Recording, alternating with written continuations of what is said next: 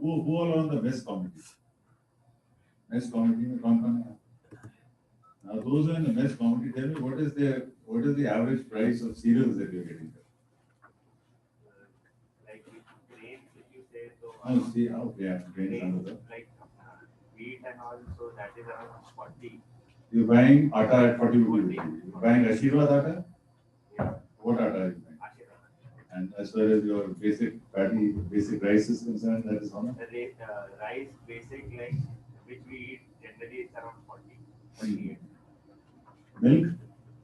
Milk is what? 23. Half liter 23. Milk is slightly more expensive. Okay, good. How about fruits and vegetables? Variable prices, right? So Okay. fruits like seasonal ones around 70 to 80 per kg. Like if we include apples, then it shoots up to 130. So like But basic like potatoes are, I mean, the most used commodity in so far as horticulture is potato. How much do you buy potatoes for? potato is around 30. Huh? Around. So you give it okay. Anybody else from the mess committee nobody else is wanting to answer the mess committee said, okay. Oil, how much are you buying your oil for?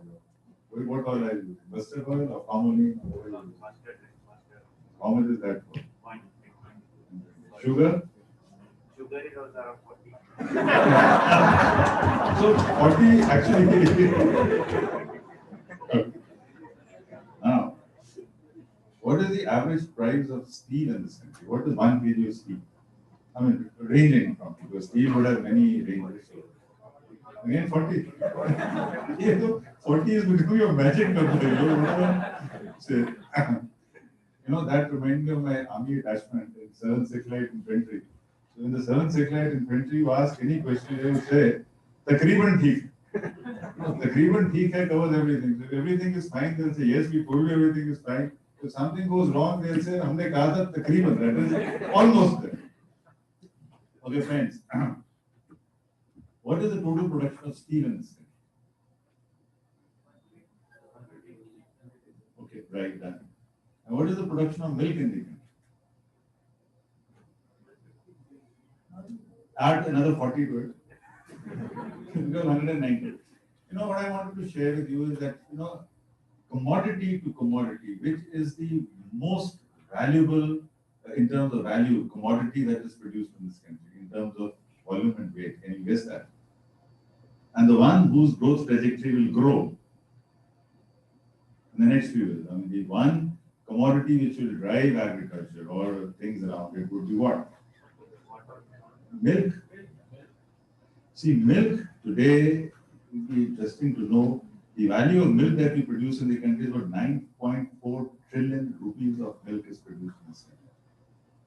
It is many, many, many times higher than the steel production in this country.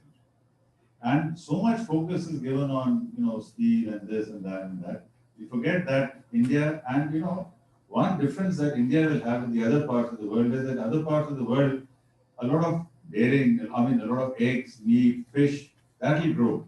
But in India, because of a very large percentage of vegetarians, the commodity which will drive agriculture, will be, incidentally, even in Punjab, where we have the major farmers' agitation going on, of the 25% GDP which is generated from agriculture in Punjab, 25 from agriculture, 25 from manufacturing, 50 from services. In fact, even in Punjab, the majority of the GDP, it comes from services. It does not come from agriculture. Within this, 10% is coming from milk. I'm saying all these things just to let you know that when agitations take place, the reasons could be different, the causes could be different. We have to differentiate between causes and symptoms. And sometimes when we place too much emphasis on symptoms, we forget that we have to look actually at the causes, and we have to understand what is the deeper relationship between what is being shown as something and what are the real causes for that. Because what you are seeing on the single border are actually symptoms. These are symptoms of assertion of various things. But let us try to understand what this is all about. Now, let me start with the The second slide, Suhail, move on.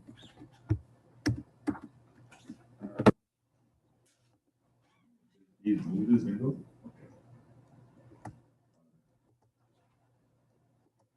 So you see, we've already done the quiz part of it, so we'll move on to the next part. You see, without agriculture, you cannot have a state. I mean, in the sense that we're talking about the evolution of the state. You know, before settled agriculture, you had pastoral societies, those societies which are fishing communities. Those are in the nature of communities and societies. The transition from a community or a society to a state happens when there is a fixed income. Without fixed income, you cannot have a standing army. Without a standing army, you cannot enforce the law. You know, at one point of time, there was no distinction between the army and the police. It's all anything that was in uniform was the army. Right? And the state needs a bureaucracy, it needs a treasury, it needs a priestly class, it needs a king. And to sustain all this, you need a steady source of income. And that steady source of income, for the first time, it came only from settled agriculture. Before that, you had pastoral societies, right?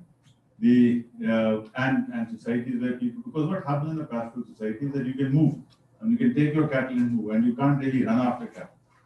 So you needed a consolidated produce to be able to run a professional state system to which you and I belong.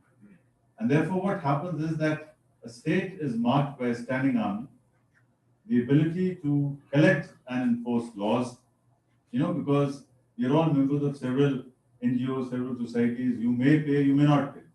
You go to a temple, you may make a donation, you may not make a donation. You are part of the servants of people's society, you may do, you may not do, nobody can enforce that. And a state also gives you authority in text. This is what you are. Therefore, a state, the rights, duties, and responsibilities can only be created by a state in the formal sense.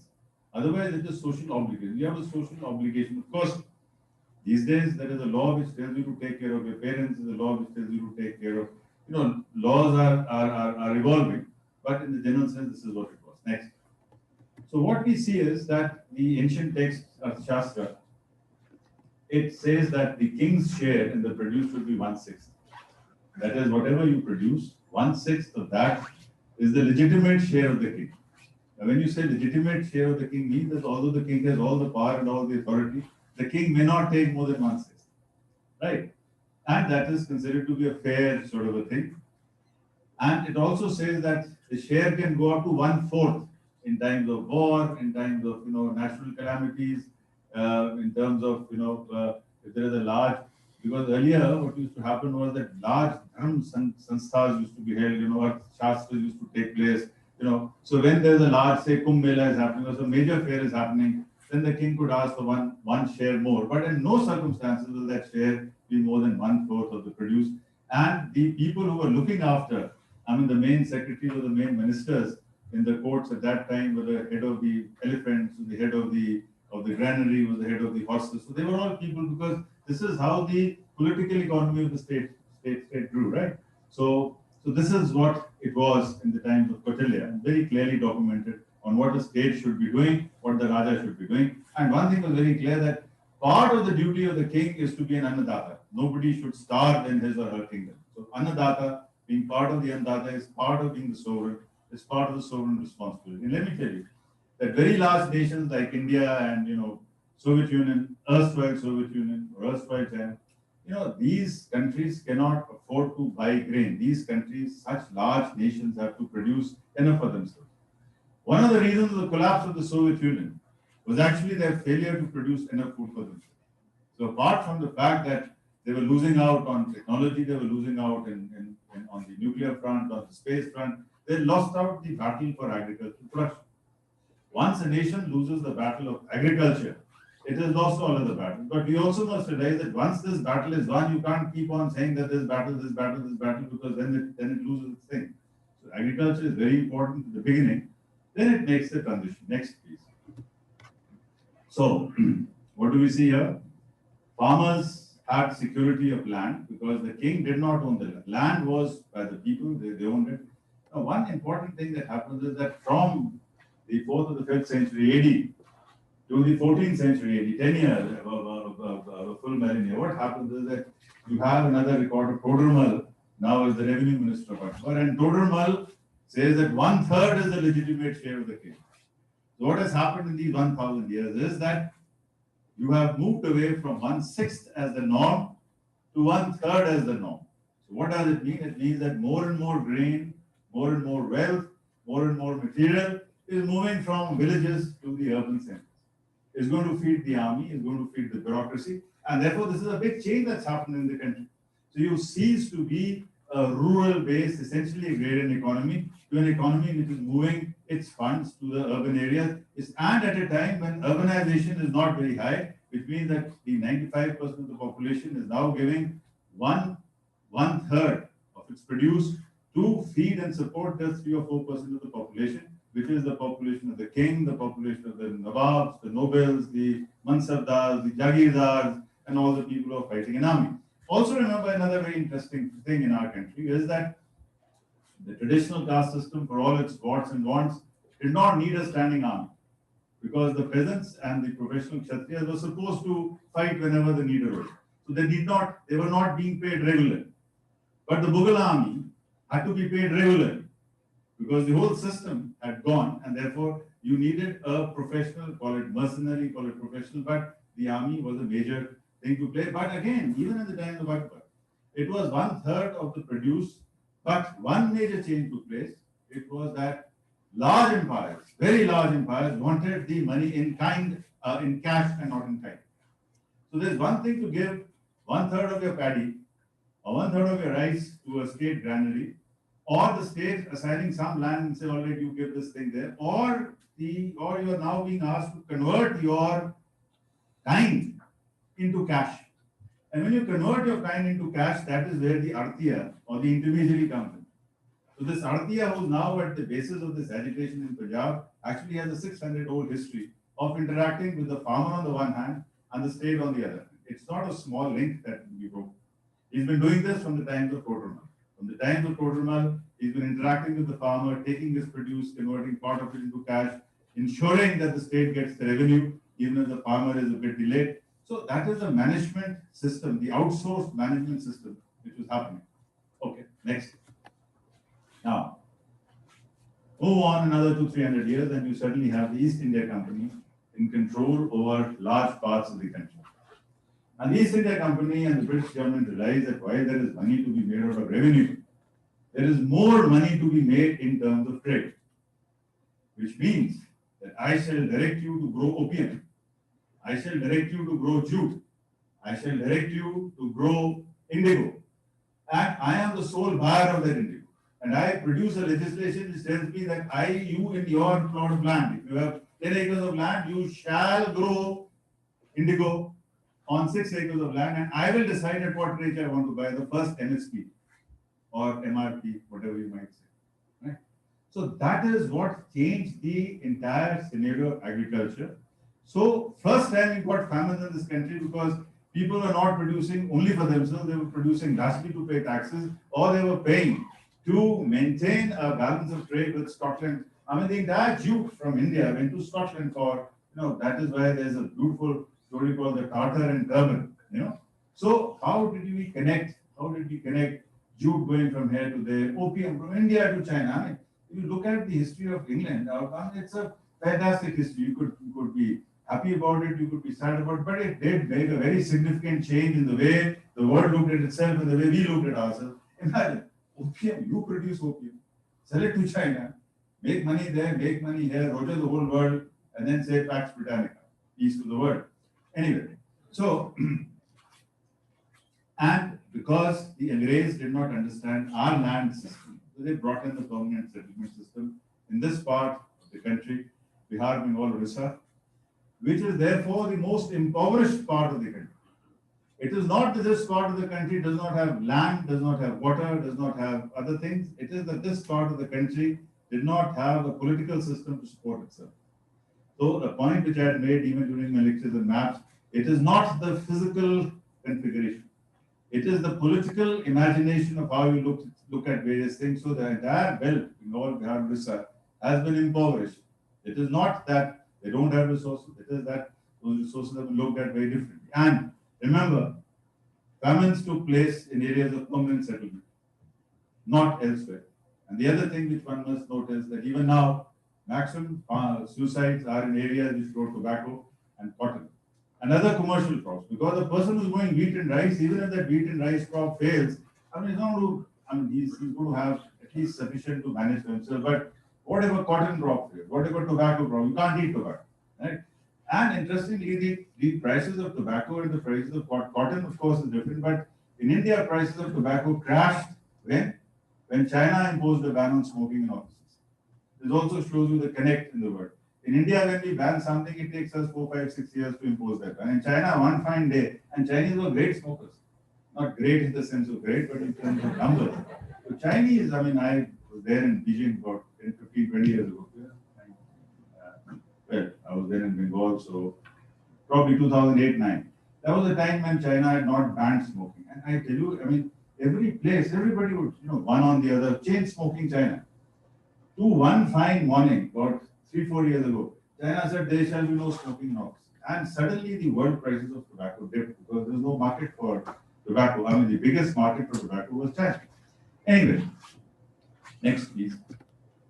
So then what happens is that we now come to independence, and I'm now moving on to, at a very quick pace, that we look at, how things are changing in this country. So the Congress, the main plank of the Congress was land reforms, abolition of intermediaries, abolition of zamindari.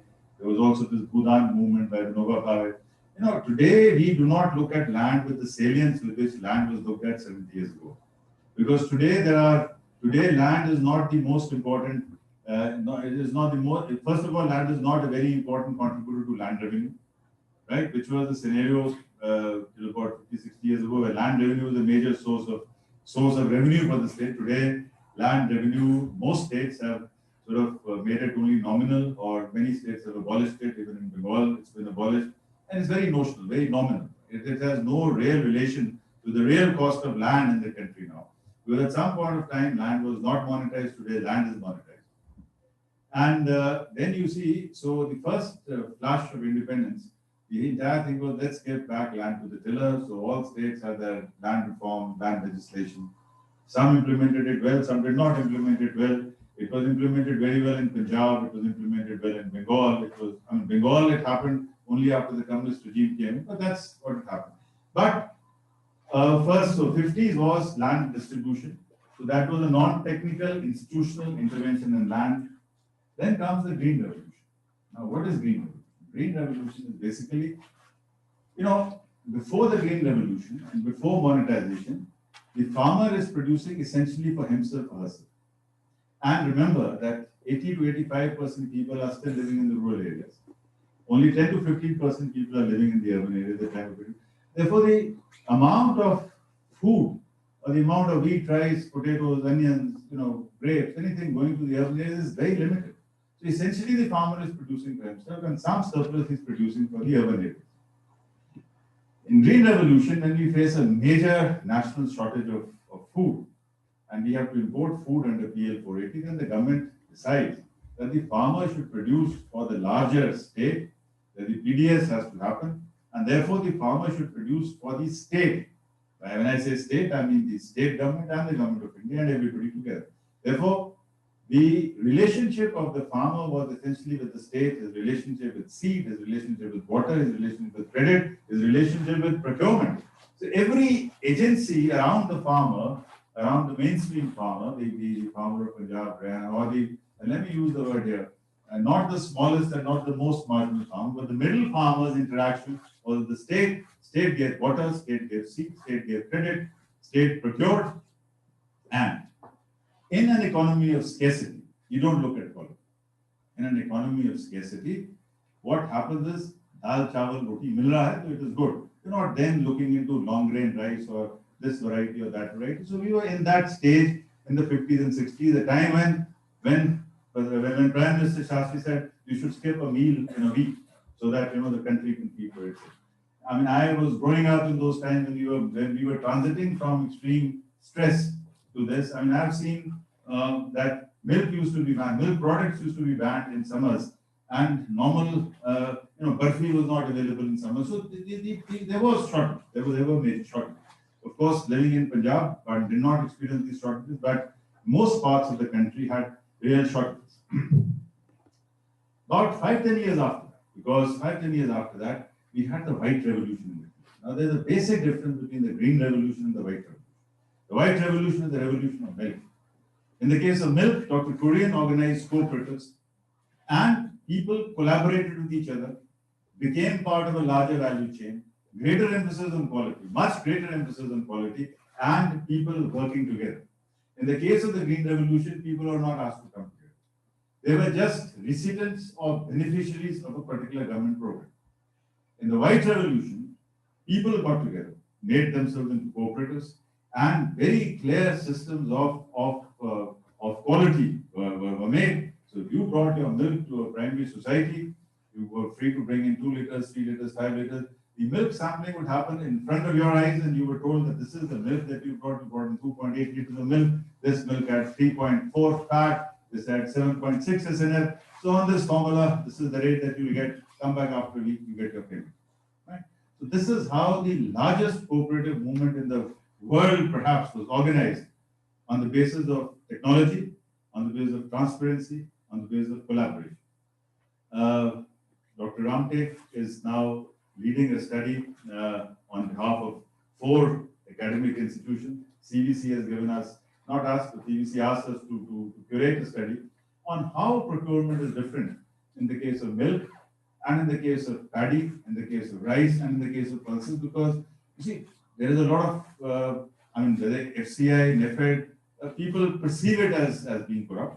I've been the managing director of NEFED thrice, and I realized that down the line, there's a fair amount of practical settlement operations. I won't call it corruption. I say practical settlement operations, which happen because we have not introduced adequate technology. You see, we have to keep people away from temptation. If temptation, you see, when you look at everybody cannot be a Harishchandra. People would get into temptation. So part of a good system is one where there is no temptation, or where the ratio of temptation to failure is such that, for instance, your civil services, the prelims exam, you can't cheat. There is no way you can cheat. But the UPSC keeps perfecting itself that the system itself should not allow anything wrong to happen. So what is happening is, in the case of milk, this was happening. It was not happening in the case of other procurement. So we are now trying to work a system by which we can have grading, sorting machines in every mandi. So if the farmer brings his produce, if he brings in a sort of a trolley of pulses. Now, if the trolley is weighed, so you know what is the weight. Then if you can do a sample check in one of the sorting machines, then the sorting machine will tell you what is the average size of the pulse, what is the texture, what is the admixture, what is the moisture, because you are not paying for moisture. And it so happens that if it has rained the night before, and the crop that you brought has a lot of moisture, in about 2 weeks' time it will shrink. So these days what happens is that in large APMC yards and when the private sector buys things, they put it through large dryers. Whatever grain you bring in, it's put into a large dryer. It dries up. You can measure the moisture content in that particular cereal or that particular paddy or that particular thing, and then it's very clearly laid down. You can see it that the produce which has been brought in has this much moisture. This is the average size. This is the admixture, and therefore this is what you're going to get. So once things are transparent, people are incentivized to not cheat. So the green revolution, the white revolution I told you about, and then the other 3 revolutions that happened: the blue, which refers to fisheries; rainbow, which refers to horticulture; and red, which refers to meat. These are the changes which were brought about by the market forces. You know the number of eggs we produce in the country every year? Mass community? Sorry, you are a vegetarian, huh? So aapko nahi puchte. Who eats the maximum number of eggs here? Pratyusha. Yes. So Pratyush, do you know how many eggs we produce in the country? And what percentage of that do you eat? Huh? We produce 100 billion eggs in the country. Of course, when you divide it over the population, it is not very much, but 100 billion eggs is not a joke. right? But the revolution for eggs or the revolution for potatoes or the revolution for onion has not been driven by the state. It has been driven essentially by the private sector. The private sector realizes that there is money to be made in poultry, especially the layers poultry, so they produce it, right? So poultry feed, all these things, these are not areas in which the government has intervened very much. And these sectors have also grown. And let us also realize the sectors which have grown the highest is horticulture. That's a sector which, in fact, that's another very interesting debate because the entire agriculture department has been conditioned to look at wheat and rice. The horticulture departments are much smaller. I've had the privilege of heading the horticulture departments and the agriculture departments in two states, both in Uttarakhand and in West Bengal. Sometimes both charges, sometimes one charge, but mostly secondary agriculture. And I realized that the actual requirements of extension, the actual requirements of new technology, the actual requirements of new information are in the space of horticulture. Let me use the word high value agriculture, where I'd like to include the other aspects also, but the entire energies of the state are focused on wheat rice, wheat rice, wheat rice, wheat rice, wheat rice, because we know wheat rice. You know,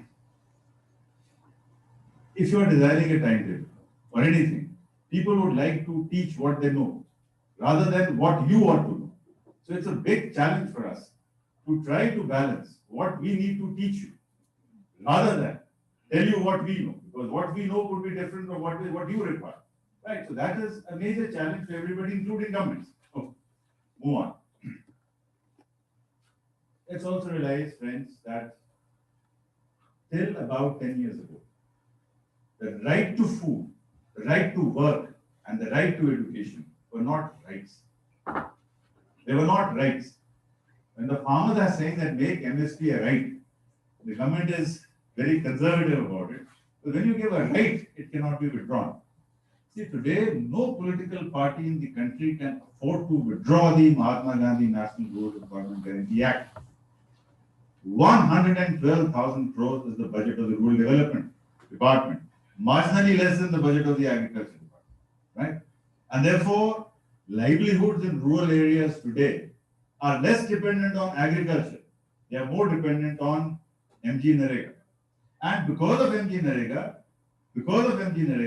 mechanization has started happening. Otherwise, why would mechanization never take place? So when a lot of people were very critical of MG Narega, I have always been a very great supporter of MG Narega. Because MG Narega, along with the right to food, has actually been the liberation of this country. When you are not bothered about, you are bothered, of course people are bothered, but even with all the corruption that you might have, and I would say there would be 10-20% administrative corruption. In some states it will be more, in some states it will be less, and hopefully you will be able to curb it with AI and all these things. But imagine that today, every person in this country above the age of 80, and if there's a family of 4 or 5, they are assured of 100 days of work and wheat, rice, and coarse cereals at 1 rupee, 2 rupee, and 3 rupees, which is what has transformed a lot of poor people into the lower middle class in the country. And when you transform people from being absolutely poor to the lower middle class, the consumption of milk will go up. They'll start buying grapes, they'll start buying oranges, they'll start buying apples, they'll start buying clothes. So the whole ecosystem begins to change. So we have the food security, income security, livelihood security. But remember that the way to administer all these are very different. Right? So it's very easy to distribute DBT. I mean, you can transfer the money to the individual account, but that will not lead to food security.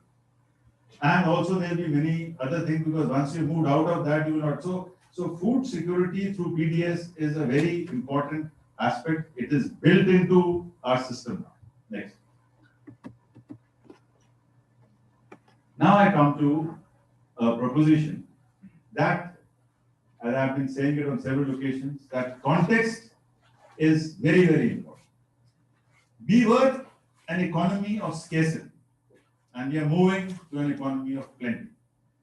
You agree with Chidambaram, you do not agree with Chidambaram, but one statement of P. Chidambaram is very pertinent. He said, India is no longer a poor country, it has a country with a lot of poor people. So there is a lot of difference. When you say that India is a poor country, it is one. When you say that India still has 25-26% poor people, it's a different state.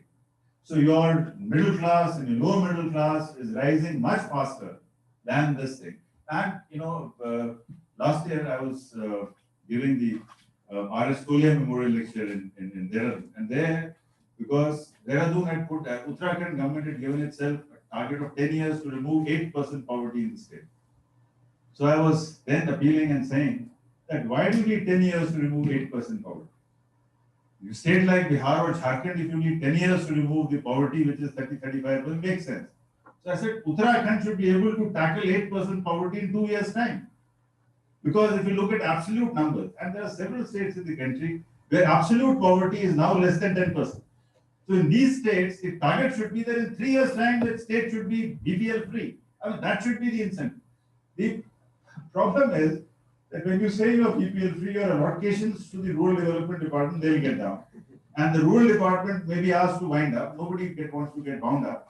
Therefore, we need to reimagine the rural development department. I mean, why should the rural development department, Udham Singh Nagar and in Ludhiana, try to promote MG Narega with a daily wage rate of 600 rupees? It is only Fadiga figures.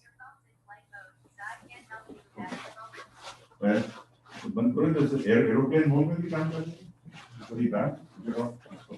Okay. So we are now moving from the peasant mode of production, that is, the farmer is not producing essentially for himself. He is not even producing for the state, except some farmers. Majority farmers are producing for the market. For the market. Therefore, for the majority farmers in this country, it is market access, it is one nation, one market, which has a much greater salience. So, and remember that cereals are no longer the driving force of agriculture. In fact, we have more cereals than we can handle. We were short on pulses till about 10 years ago. Now we are not short on pulses also. The only commodity that we are short on is palm oil and oil, that oil which is used. And so this is the only commodity that we need to import. But it's again something which we can do because the volume of this import would be even less, would be just 1/10 of even the value of the agricultural exports that we do from our country. Next. Incidentally, one more thing.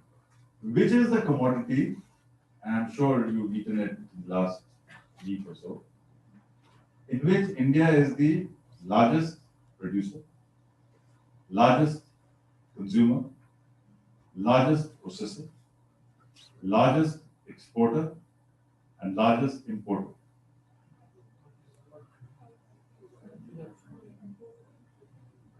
Import highest, export highest, highest in exports, highest in imports, highest in processing, highest in production, and highest in consumption. Huh? I see that I told you that we are not the biggest producer of oil. No. Cashew nut. Cashew nut is one commodity in which India tops of all parameters. We eat the maximum number of carbon. We produce the maximum number of carbon. Our consumption is more than we have. So we import kaju and we also export it. So that is one, just an aside. These are all very interesting. I should do an agricultural quiz with you. It's very interesting. Okay. So what do these three farm laws say? First, it says that there is one nation, one market. And it creates an all-India market. It dismantles the APMCs and it promotes ENAM. Now, remember that when the first APMC was made, at that point of time, access to information was very limited. At that point of time, the farmer in his field would not know what is the growing rate of paddy, what is the growing rate of sugarcane, what is the growing rate of this. Today, does the APMC have to signal price discovery in the market? One of the reasons for a mandi, one of the reasons for a market is price discovery. So only after price discovery do you go in for a price transaction, right? So price discovery is no longer a function of the market because price discovery is happening in several parts of the country and it is being communicated over your WhatsApp or your mobile or the radio. That function is no longer there. These markets were made at a time when we wanted to ensure that nobody is pressurizing the farmers to pick up their thing. The money lender should not pick it up even though the farmer is producing. So he wanted him to bring it to that place. Now, over a period of time, this has changed. The context has changed.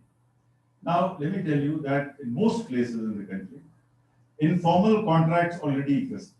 Informal leasing already exists. It is only formalized. Take the case of PepsiCo.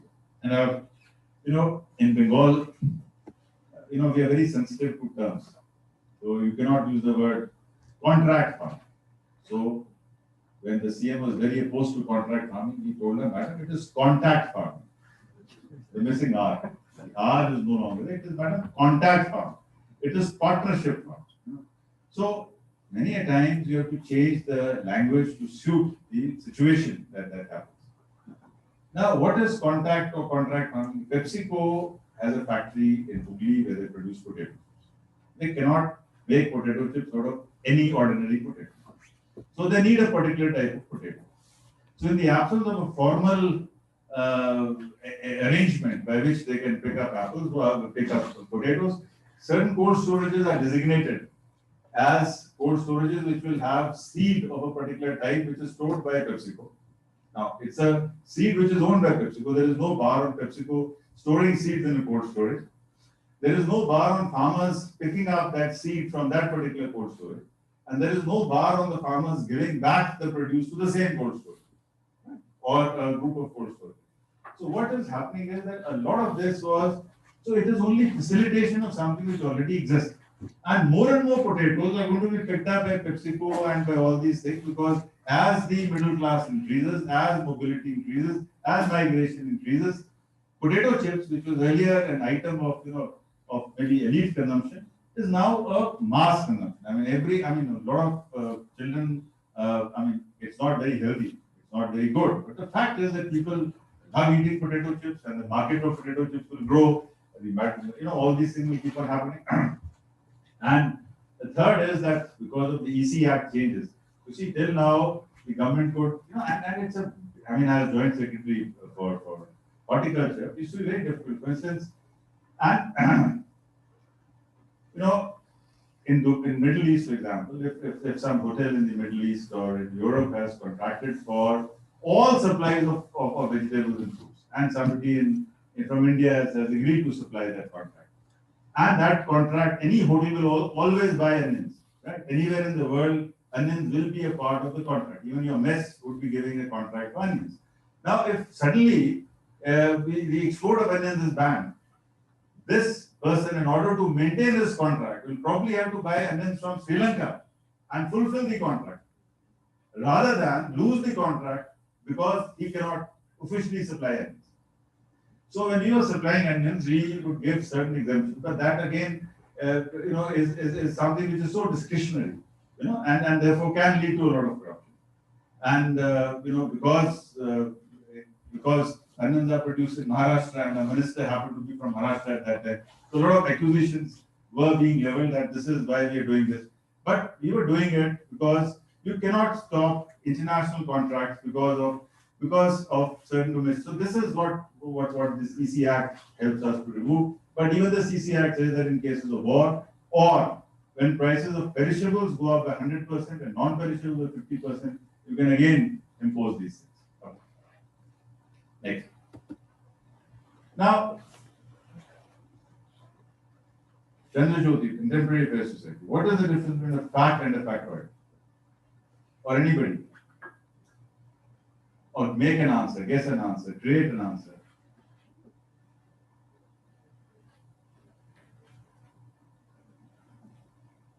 Yeah. Yeah. Yes.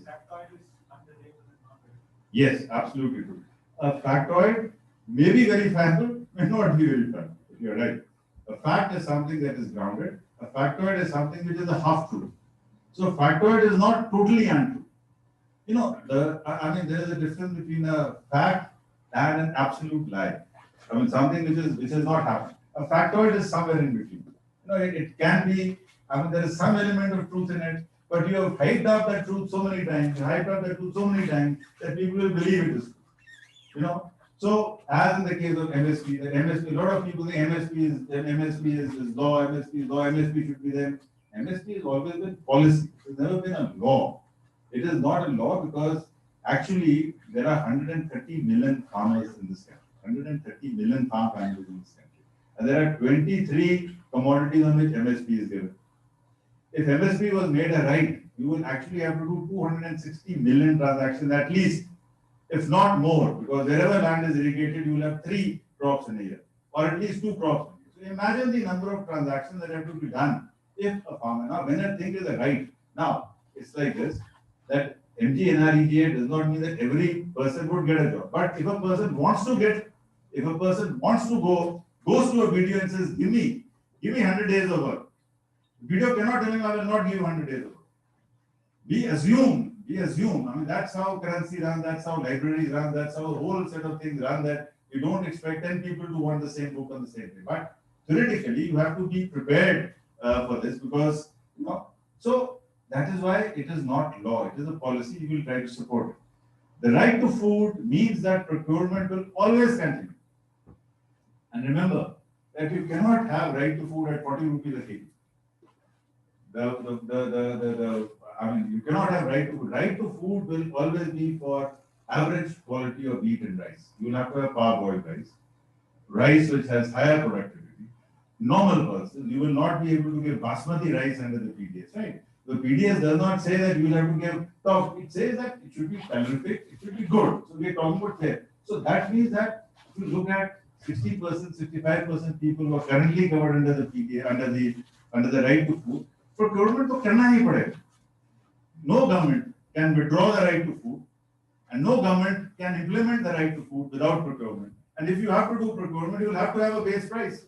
If you have to have a base price, you need to have a CSCP, the Commission on Agricultural Cost and Price. Otherwise, how will we decide what is family labor, what is the cost of inputs, what is the value that we attribute, what is the cost of power that has gone into it? So procurement, MSP, CSCP are all interlinked, and you cannot have one without the other, right? So this is a big thing that we got to understand. So let's move on to the next one. And last point which I made was, that because of the rural employment guarantee scheme that we have, and because of the free internal movement of labor in this country, the entire scenario of agricultural labor in this country has changed. Remember also that only 10% people in this country own land. Only 10% people in the country own land. Even in the rural areas, majority of the people do not own land. The SCs do not own land. Majority of the agricultural work is done by scheduled castes who do not own land, right? Therefore, the agitation or whatever is the agitation is not an agitation which reflects the entire agrarian reality. This agitation reflects a certain very important section, but let's move on to the next one.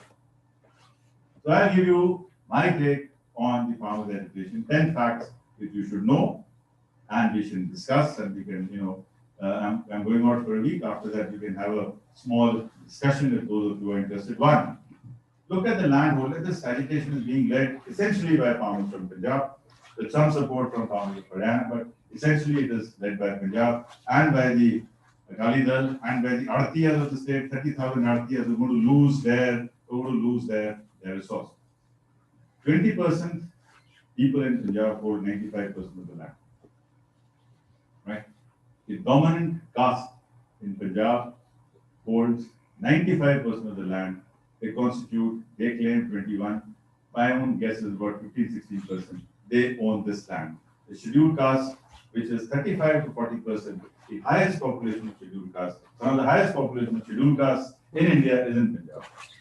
That is why the DS4 movement, Mayawati's growth, the Kanchiya, all that came from Punjab. Remember, they own less than 5%. The academy has a very interesting role in this, because when we have 10, 15, 20 years ago, we realized that the then Chief Minister of Punjab, Mr.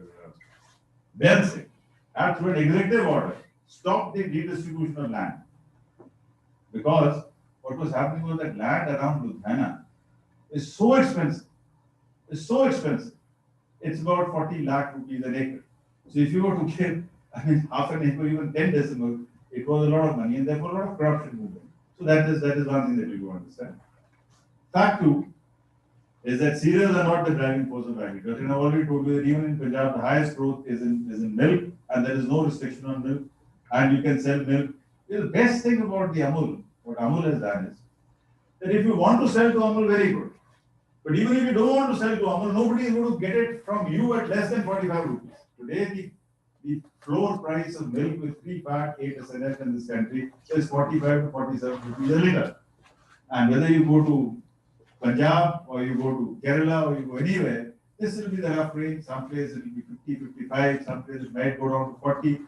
Interior of Punjab, you might get it to 38. But this is the rough average price and nobody can fiddle with that price.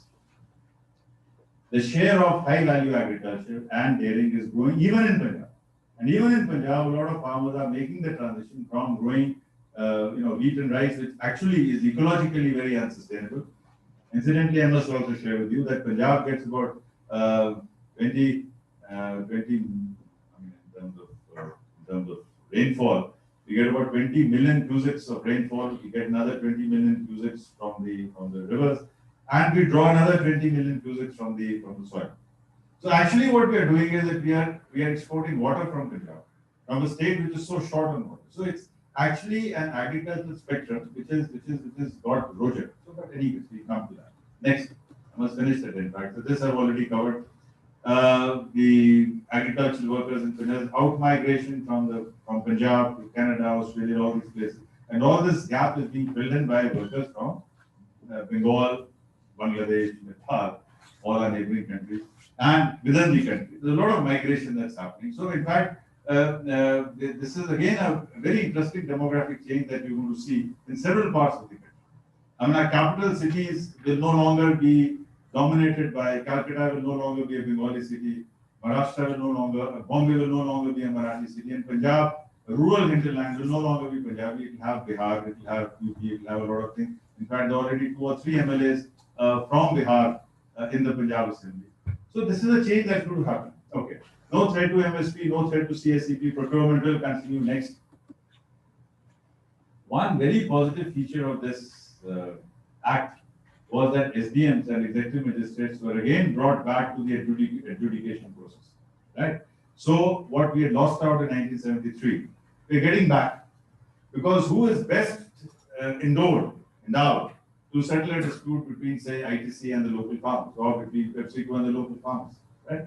So this legislation was again bringing back to the executive magistracy, to the SDM, and to the district magistrates. Now the lawyers are upset about it because the lawyers have to be upset about it. The lawyers were upset when CAT was made.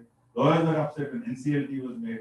Lawyers are upset whenever you bring in a new legislation, whenever you bring a legislation which ousts the authority of the advocates. It affects their livelihood. So they are, so more and more will appear for the civil services, I think, after that. So procurement for NEPET and FCA will continue. ENAM will grow. Intermediaries will lose. Next 2 points. Yeah. Informal contracts and land leasing already exist. In fact, if you were to look at Uttarakhand and Kerala, I have not spent too much time in Punjab, so I'll not comment too much about Punjab. I have to see the field when in Kerala and Uttarakhand, thousands upon thousands acres of land are not under the plow because it is no longer economically viable to grow wheat and rice. Where the wage rate in Kerala is 600 rupees, you cannot grow rice. Rice cannot be grown by employing labor at 600 rupees. It will either have to be mechanized or it has to be outsourced labor. And that outsourced labor will not come if you are giving them less than 270 rupees. Because if you are giving less than what he can get in Samastipur or in Basti or in Haryana, why the hell will he or she want to move to Punjab and Haryana and do equally tough work, right? Unless you sort of incentivize them and done other things. And the last thing, which a lot of people get very, corporates are not in the business of buying land or consolidating, they are in the business of transactions. Now that is a myth which is being created. Why would ITC want to have 10,000 acres of land? What will it do with? The plantation model has failed everywhere in the world. Everywhere in the world, the plantation model is failed. What is common is smart mechanical application. So, in fact, the ITC would be happier to procure cotton. It's happier to procure wheat for Ashirwad Atta. It does not, its core competence does not lie in growing wheat. Its competence lies in transforming wheat. Now, this is a major communication gap, between, and that gap has to be narrowed, that gap has to be sort of, built in and developed over a period of time. And what you find, and I've given you this thing because when you find newspaper articles, they're either written by those in the government, people like me and Rajiv Mahesh, or by ministers or by MPs who are supporting this, or they're written by opposition leaders who are giving an entirely different view. So there is no real middle path insofar as this, insofar as your view on this agitation is concerned. You're either for it, you're against it. The only thing that one can say is that yes, perhaps government could have communicated better. But that can be said for anything. I mean, that we could have communicated better. That's a statement that could be made for anything. But these are all the. So I thought we'll give you a little background to a lovely module which Milind will now take over and talk to you about what can be your role in the districts in the area of agriculture. So we'll close here and time for 2 or 3 questions, which I'll be happy to respond to. Yes, you can do. So, you had mentioned Kodama, they raised the share to 1/3, and so that led to Chopra shifting from rural to urban areas. So I was just wondering, today, considering that taxes are mostly from urban areas, do you think that situation still exists, that the surplus is more invested in urban areas, or are we? No, it's now going to see the very fact that you have the MDNREGA happening, which is 1,12,000 crores. So money is moving because today the larger question is that are there enough economic opportunities in rural areas? The answer is no. The answer is that all the infrastructure, everything that has been created in urban townships, and therefore, and also because services is the new growth driver, and the possibility of services and even manufacturing happening in the services, certainly urban areas have an edge. Manufacturing also, urban or near urban areas have an edge. So the contribution of agriculture in the overall scenario has to go down. I mean, the GDP today is 15%. It has to come to 4%, 5%, because you see, mobile phones. You can do 100 mobile phones. I mean, how much can we eat? Can we eat 2 rotis, 3 rotis, 5 rotis, 2 eggs, 3 eggs? I mean, whatever might we want to eat, I mean, it's not more than the palm of your hand, right? Even if you're very rich, you can't eat 10 times the food which the poor man will eat. But in terms of services, in terms of various other things, that gap can be very big. That's how. So, also my question is, these taxes that we collect from industries, from income tax and all of that, are we investing more of it in rural areas or are we investing more of it in urban areas? Take a look at the budget. That will show you that we are investing much more in the urban areas. In fact, what is the cost of the Delhi Metro? The subsidy on DTC is about 1,000 crores a year. The subsidy on DTC itself is 1,000 crores a year. The metro will never be able to meet, I mean, it can meet only its revenue costs. If you include the capital cost, it is not profitable. But the point again is that urbanization is good. There is nothing wrong with urbanization. Urbanization has its own set of issues, its own set of problems. And this binary, one of the problems that we always have is agriculture versus industry, industry versus services, services. I mean, a nation in order to grow must go everywhere. So it cannot be at the cost of, but remember also that that everybody in this country is paying tax.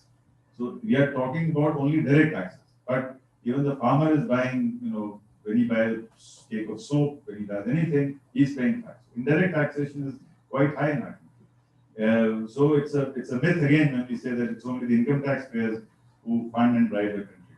The country is driven by a lot of indirect taxation. Yes, fund. You had mentioned in the slide that direct procurement by FCI would grow. Don't you think that outsourcing it might be more efficient and cheaper? It would be more efficient and cheaper, but FCI also has to survive as a big juggernaut. It can't close down. NEFED will survive as a big juggernaut because it can't close down. And these are all agencies of the state which have to be there so that in case others fail, they will still be there. So while the operations of FCI might not grow, the operations of FCI might not grow. But where FCI's operations are, why would we want to close? Because FCI has a very large, very elaborate setup in the country. I mean, all its rail yards and everything. So they'll continue. Others will also be. But that will remain. It's like private colleges and universities, right? So it is not that if Ashoka University is come up, JNU is going to close down. JNU will be JNU, DU will be DU. Ashoka will come up, Shiv Nadir will come up, lovely profession will come up. They'll all come up because the scope is much larger. You know, you're talking about a very large country. So those will also grow, but those are not at the monopoly of, see, the monopoly of JNU goes, the monopoly of Delhi School goes, because Ashoka will come up, Shiv Nadir, OP General, they'll all come up. That does not mean that OP General Law University does not mean that the Law University has to close down. Right? Last two questions, one from you. Yeah.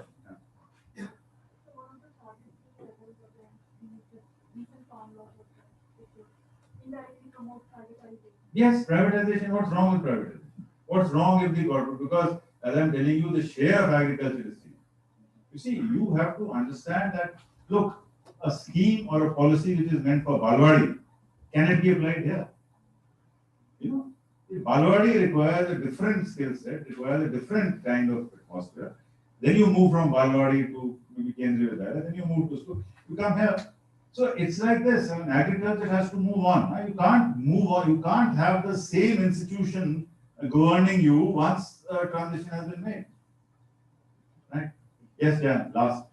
Sir, what are the problems to give the AMSP based on the C2 formula as recommended by the Nomination Committee? Because right now government is giving the AMSP based on the A2 plus A plus formula. You see, because the government also needs money. The government also needs money. It's all very easy to say that why can't we do it, why can't we do it? Because when you analyze the budget, you know, it's very easy for a journalist to say do this, do this, do this, do this. To tell me from which head will the government cut the money out? You see, and already please understand that there is a fertilizer subsidy in this country of 71,000 crores. Now this subsidy goes to those farmers who can produce a marketable surplus. Who are the farmers who produce marketable surplus? Only a farmer who has, you see, a farmer who has 1 hectare of land or 1 acre of land will produce X amount of marketable surplus. A person who has 10 acres of land will produce X plus of that, and if his land is irrigated, he'll produce much more. Right? So it's a long discussion. And, okay, thank you very much. Yes.